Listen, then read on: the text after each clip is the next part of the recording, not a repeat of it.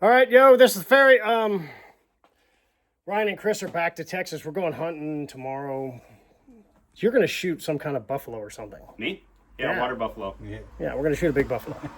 But today we're in the shop. I'm supposed to be this direction and SpongeBob and, George over there. But these guys are famous. Here's a thumbnail of your famous video. You guys are famous. You shot a pole.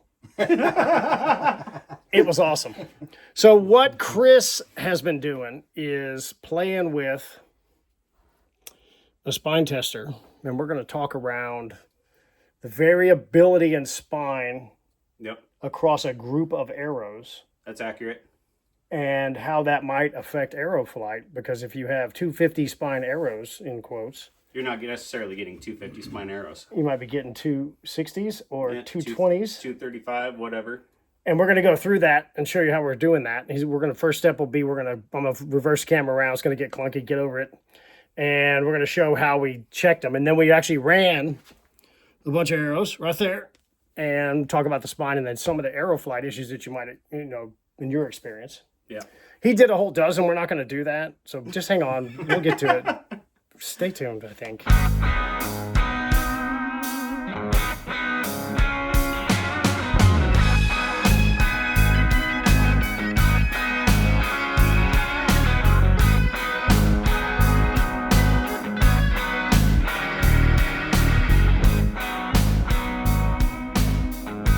All right, now we're going to interview Chris, and he's going to explain why he did this. So, freaking hang on. So, hang on. We got to reverse the camera, Chris. Don't get too jumpy, boo. You're not on camera yet. All right, let me know when we're good. I am. All right, what are we doing and why?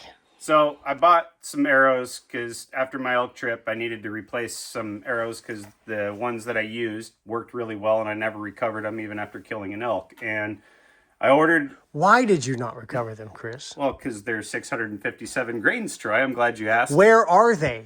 They're somewhere in the dirt and clay and rocks in the woods because they went through the elk and just kept going. So you're telling me that you can actually have an arrow go through an elk?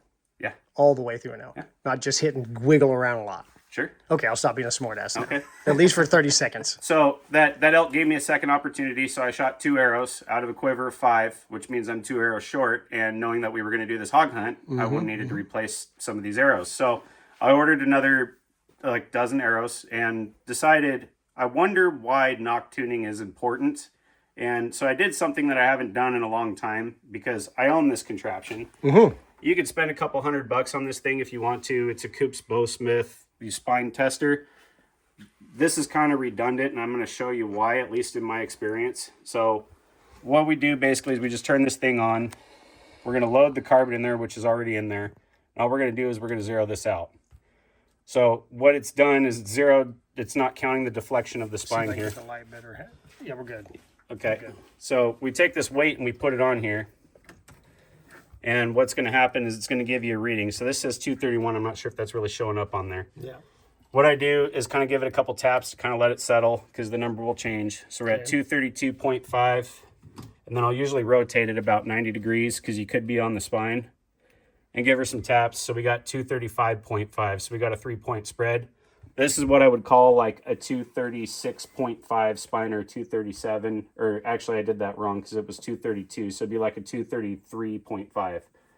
Hang on, just for the people who don't understand what that means. That's a 250. That's a arrow that's marked 250. Yeah, it came from the factory here. But it's stiff. 250, right? But it's stiffer than 250, exactly. Okay. So I went through my entire dozen of arrows and I picked out the 6 that most closely matched each other, and they wound up being like 246, 247, 248. By the time I got done bare shafting these arrows, fletched them up, put broadheads on them, I shot them, same from your bow. What I found was once I put the fixed blade broadheads on there, doesn't matter the brand, a decent one obviously. But when you shoot those 6 arrows grouped fantastically together. No Nock tuning required. What was the spread of the spine? Like 2 points. two integers. It was like 236, 246, 247, and 248. Right, and you didn't worry about the fact you weren't trying necessarily to get close to 250. That doesn't really matter. Yeah, no, it didn't matter for me because what I wanted was to get as many of them that were they could have all been 236. They could have been 234, 235, 236. However, with the highest saturation of arrows and the closest spine reading that I got is what I ran with. So you could shoot them soft. You could shoot them soft. You could shoot them stiff. You could shoot them right in the middle. I just got lucky and they were mostly in the middle. Right around 250. Right? And so that's what I went with. And so what I decided to do is I had a 236. I won't tell you the arrow brand. I had a 236, so one that was ridiculously stiff for a 250, and then I had one that was a 257, so on the softer side. You have a 21-point spread there, and I built them exactly the same as I did with my 245. All right, just for the idiots like me trying to follow along here. Just to experiment. Just to experiment, exactly. So you had arrows that were really close together in spine, and you took the widest range. I narrowed them down and got the arrows that were the closest together, and that's what I built, and they all flew fantastic. Okay. Then I decided to take one that was super stiff, according to this spine tester, and one that was on the weakest one I could find. And I shot them, built them exactly the same way, weighed out all my components and everything so they could be as close as possible because we just want to understand why this happens, right?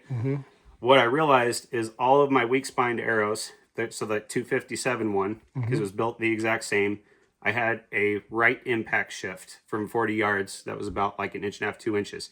Not necessarily like game-changing or anything, but it was different than what my other arrows were doing. The stiff-spined one grouped to the left. And what we know about... Because just to clarify for the audience, because we got a lot of people here who are getting their freaking heads smoked right now. They are stiff compared to your batch. Compared to the batch, so right.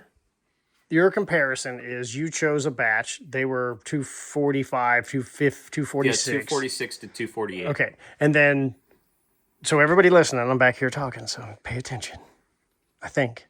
And then you say, okay, so then that's set. You're done with that. Those grouped great. Now we're just going to go find out. F around and find out. Yeah.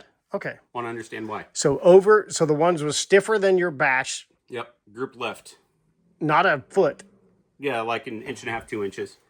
And then the soft one grouped right. Now so you're talking about a 3.5 inch variance between the two. Right, between your stiffest and your weakest one, exactly. And there's then you like add 3.5, 4 inch difference. Nerves, wind, rain, downhill, uphill, misjudge the yardage, and it's 7 inches off. Yep. And so what we know too about like arrow spine, it doesn't matter if you're lefty or right-handed shooter. Me, I'm a right-handed shooter. Weak spined arrows are going to bend around the riser. So to the right for me, with me being a right-handed shooter. And it would go left on the lefty. Left for the stiff. Well, yeah, left for a left-handed shooter, right? The stiff arrow went to the left. So what we know about spine is true in that sense. So just to clarify, to make this simpler for people to understand left and right, if it doesn't matter if you're left or right-handed, soft goes towards the riser. Yep. Stiff goes away from the riser, just to make that clear. So what I was able to do, though, with those two arrows, the one being super stiff comparatively to the ones that I wanted to shoot regularly, and the one that was too weak, Nock Tuning brought them in. You don't say. Nock Tuning brought them in because the spine variability in the set of arrows you can't discover without this machine. But if you Nock Tune, it brings them in. More to come. The reason I wanted to share this with Troy, the Ranch Fairy, is a big part of his process is Nock Tuning. And I wanted to understand, because I've had arrows, wanted to know why. Why does this happen? I just got lucky. I don't know anything that would cause them to do it. And I had this tool here that I hadn't used in like 1.5 years. And so I broke it out and said, I wonder if this could be related. And I got lucky and it was. That's just kind of all there is to it. So my point being, you could spend $200 to $250. Ram arrow spine testers are $350. You could buy those and do all this extra work, which we did. We batched all these. We wrote them down. So we got different brands. Yeah, we'll get to that in a second. Yeah. So, I mean, you can go spend the time to do that and spend the money. Or you can just Nock Tune the frickin' things. It's just free. It's way free. And you get to shoot your bow.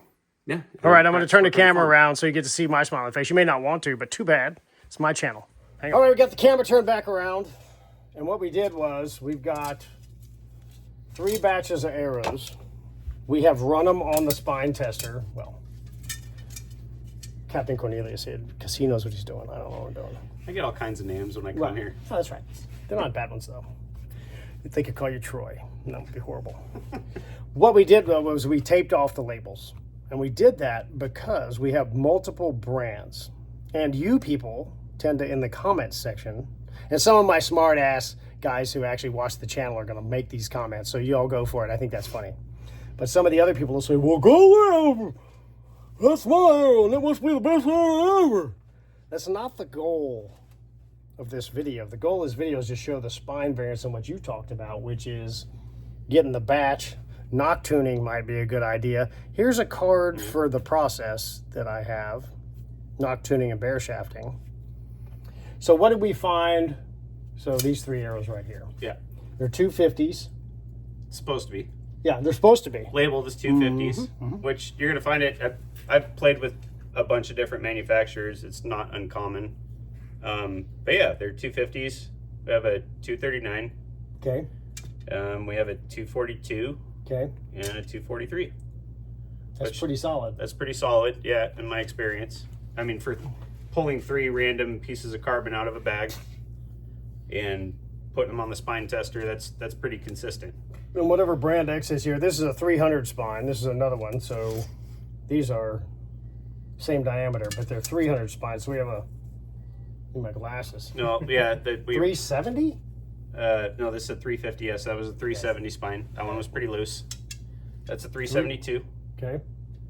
And this is a 373. So they're pretty close together. They're pretty close together. So to what we talked about, despite the fact they're supposed to be 300s. 350. Yeah, they're supposed to be 350. 350s. Yeah. They're still close. Yep.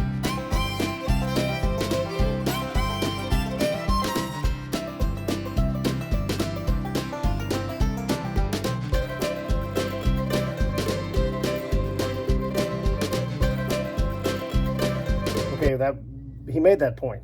Yep. That they would be batched very tightly. 4 points? Yeah, 3. Or yeah, 4, because we had a 2. I think we had a 2.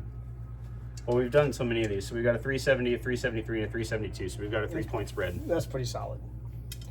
We haven't decided what the ultimate perfect spread is. So we're exploring this. It's called learning. We're not going to pretend to be experts at this, because this is the first time Chris called me a couple of weeks ago, and my head was smoking. I was like, oh my God, that answers a lot of questions. Yeah, I just got lucky with stumbling upon it. And then this is... That's supposed to be a 250. We've got a 260. Yep. And we got a 258. And 259. 259. So those are real close together. Those are real close together, yeah. But we didn't run a dozen of the same brand, and you found... Yeah, you'll find... I haven't found every dozen that you get that you'll have that 21-point spread like I did. You will find it sometimes, though. It's not necessarily uncommon. That's happened to me with 3 different brands that I've used. And, you know, to be fair, keeping in mind they manufacture these things like miles at a time. That's right. So they know what they're supposed to be. They cut them at 32-inch lengths, and they go, all right, we're going to slap, 12 of them in a bag or a box or whatever it is, and you get what you get. There are some companies that you can pay for as an additional thing for them to batch the spines. Either spine align them. Yeah, spine align them, batch them, all that kind of stuff. Some companies will batch them automatically, but you're paying for that with their price tag. But think about it from a manufacturer's standpoint. If you've got ones that are sitting at that line at 235, what do you call them? They're 250s. They're closer to They're a not 250 400s. than a 200, exactly. So they're going to go in the box of 250. You're going to find that sometimes. So, like I said, this is just a fact. We're not trying to bash any arrow manufacturers. Not about bashing them at all. It's more important that you know that this happens, and that is part of the Aerofly problem. Yep. Is if your spine varies by 10 or 15 points arrow to arrow. Let's say you buy a fletched dozen. And any fletched arrows you buy, just speaking from experience, you're gonna have way bigger spreads than 21 points. No kidding. Yeah, I don't buy fletched arrows. Really? I do all my own arrow work, so I mean I have that going for me, but yeah, I've never found ones that so I like. I guess then if you did fletched, then your advice would be at least get them spine aligned Yeah, least do something. Index your spines, and shoot them, Nock tune them. You're gonna always have ones that don't group, even after you Nock tune them. Make those your practice arrows. Take the broadheads off them. You can't rely on them for hunting. Shoot field points. Just shoot field points because they're super aerodynamic. The vanes will take over. You may miss from 80 yards, by half an inch or whatever it is, depending upon your skill set. A half an inch, I'm inside of a quarter at 80 yards every time. I never miss. I killed it at 150 yards just to make it challenging. Yeah, give them a chance. Give them a chance from my deathly shooting skills, which a couple of pros and a lot of people have pointed out that I apparently have the worst shooting form on earth. Thank you very much. I appreciate you. Thank you for critiquing.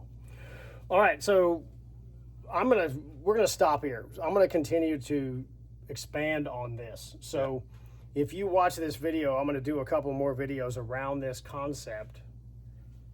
The 20-point spread on a set of arrows.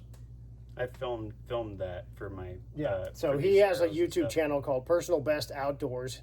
Here is a picture of the thumbnail. He does a lot of detail work. He's a serious bow bender. You're a bow bender, and I need to learn more about that. And so I would go over there and check out the stuff he's doing. He's filming. He's trying to film hunts, which he had a problem with a GoPro.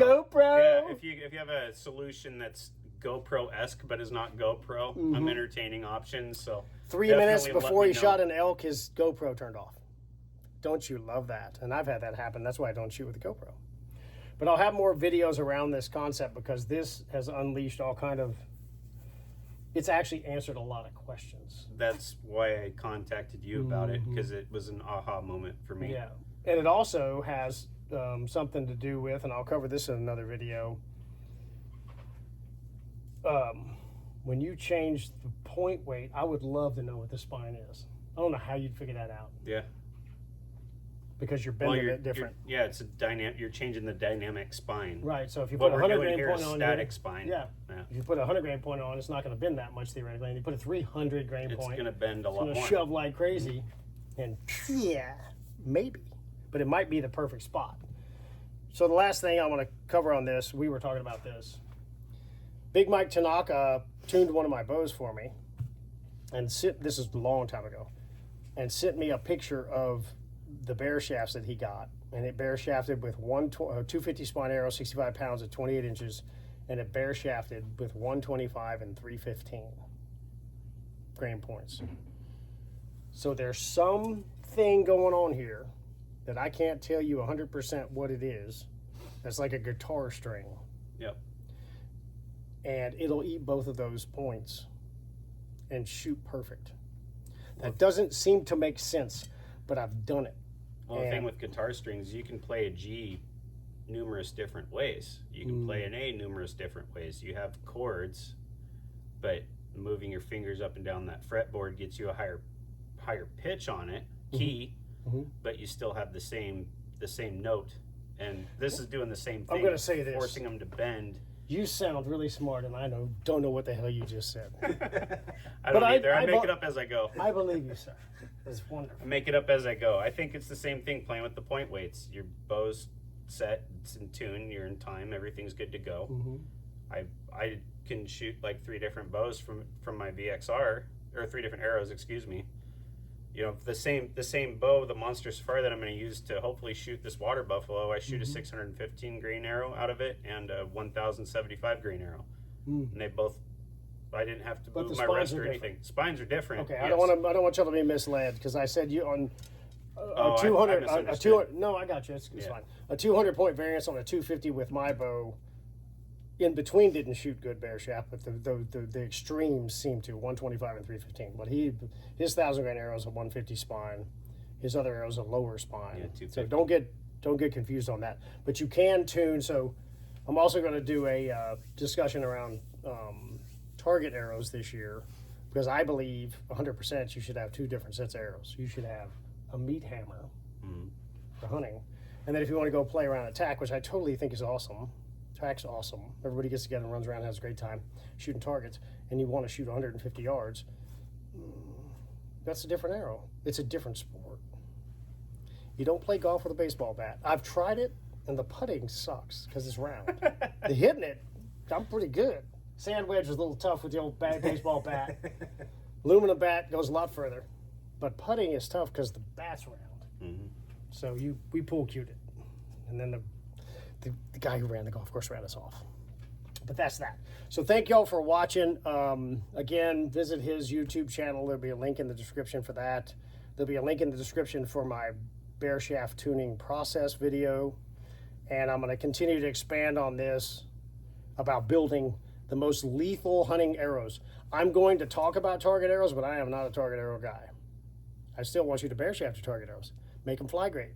Get as much FOC as you possibly can so they're aerodynamically stable for the game you're playing. But I'm a hunting arrow guy. Don't forget that. But I don't have a hunting channel. I just shoot the pace because it's fun. All right. See you later. All right, guys, let's go kill stuff. All right. They're going to kill a lot of stuff, hopefully on video. Bye.